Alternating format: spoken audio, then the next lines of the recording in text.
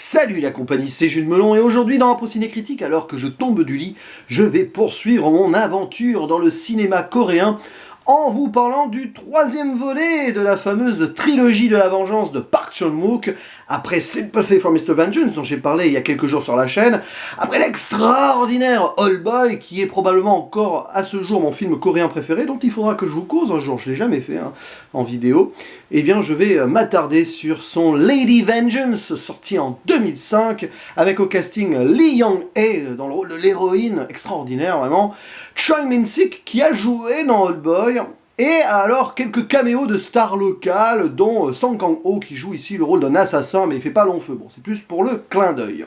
Alors quelle est l'histoire de ce Lady Vengeance? Celle de Lee Gung-ja, une femme qui sort de prison après 13 ans, où elle avait été en fait enfermée suite à un kidnapping et meurtre d'un jeune enfant dont elle a été accusée, tout simplement. Elle est passée aux aveux, mais on comprend très vite que, en fait, c'est pas vraiment elle qui a commis l'acte, bon, c'est pas elle en soi, et donc une fois remise en liberté, elle n'a qu'une envie, c'est se venger de ceux ou celles, on ne sait pas trop, qui l'ont mise dans cette situation. Alors, autant dire de suite quelque chose, j'ai vraiment apprécié le film, clairement, mais selon moi, c'est le moins bon des trois volets.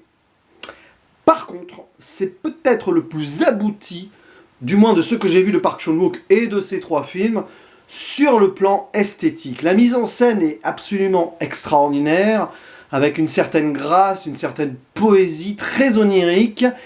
C'est génial, il y a des idées, on va dire, toutes les minutes, des plans absolument improbables. À un moment, voilà, il se passe quelque chose, et puis pouf, une porte s'ouvre, et hop, le plan est incrusté dessus, et hop, on se retrouve sur la scène suivante. Il y a un jeu sur la narration qui est assez particulier, avec pas mal de flashbacks, retour au présent, et c'est peut-être là-dessus, en fait, que ce film se perd un tout petit peu. Sur le plan visuel, c'est génialissime, il y a un jeu des couleurs aussi, voilà, très coloré à un moment, et puis plus on arrive à l'aboutissement de la vengeance, plus ça se transforme en noir et blanc, voilà. Mais sur le plan de l'histoire en tant que telle, j'ai un poil moins accroché.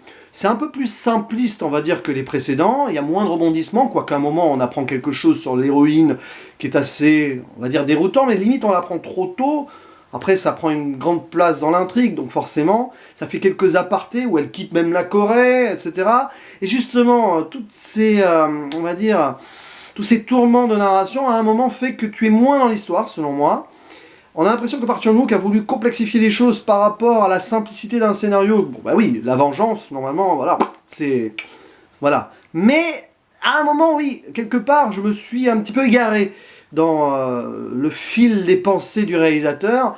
Heureusement, j'ai envie de dire que la mise en scène et la direction artistique sont impeccables et les acteurs extraordinaires. Donc je parlais de Lee Young-hae qui est formidable dans le rôle de Lee Gung-ja, qui est un personnage très ambivalent et ça j'aime beaucoup.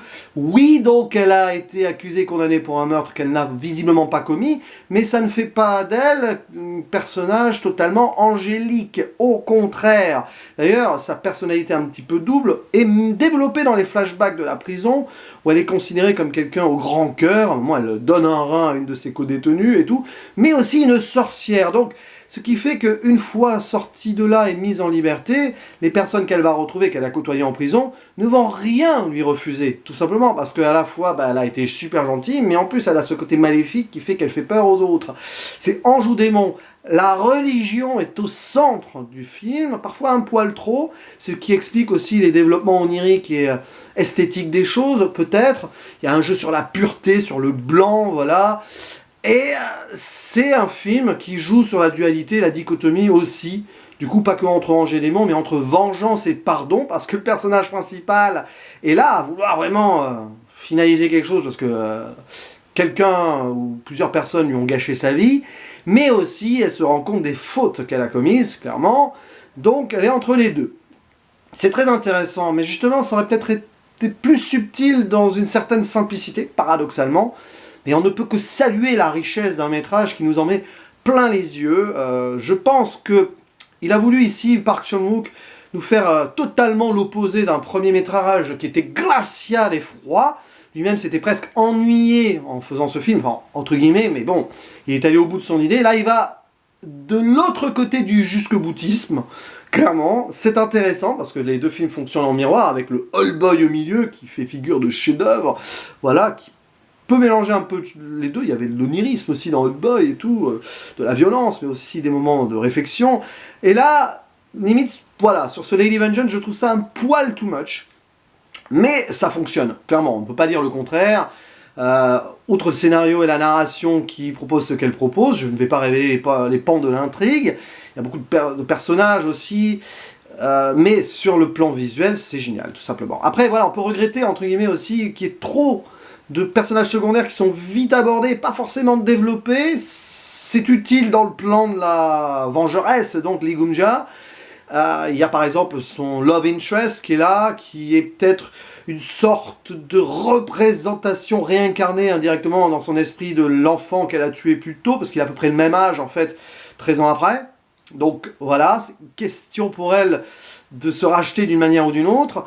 Les co-détenus, alors c'est intéressant, on voit leurs petites histoires, donc il y a une petite introspection dans les prisons coréennes qui est intéressante, mais ça ne va pas assez loin sur le plan social, peut-être justement, contrairement à d'autres films coréens que j'apprécie. Ça se concentre juste sur l'esthétisme de la vengeance, et la dualité, rédemption, et donc remise en question des choses, vengeance, violence, calme, ange ou démon, ça joue beaucoup là-dessus, mais du coup peut-être qu'on perd peut-être un cachet social plus intéressant, si ce n'est qu'une nouvelle fois, alors très vite fait, la police est montrée avec une certaine dérision. Elle ne sert clairement à rien dans le film, d'ailleurs la vengeance elle va au-delà de la justice, une nouvelle fois ici. Comme quoi j'ai l'impression que les Coréens, du moins ces cinéastes, ont quelques soucis avec les autorités, parce que dans beaucoup de films coréens, on voit souvent la police, Bong Joon-ho, ne vous dira pas le contraire. Bref, Lady Vengeance, je vous le conseille, en tout cas si vous aimez le cinéma pur, avec une belle mise en scène, et des idées vraiment extraordinaires sur certains plans, etc. Pour l'histoire, ça passe aussi, clairement, mais je n'irai pas plus haut qu'un 7 sur 10, ce qui est très sévère pour un film coréen en ce moment, parce que j'aime beaucoup les films venant de ce pays, à chaque fois que j'en vois. Mais 7 sur 10, ça reste une très bonne note, et dans mon esprit, ce film étant tout de même très bien, je vais aller sur très bien. Donc, sur le site Captain Watch, tout simplement. Je vous dis à la prochaine. Ciao.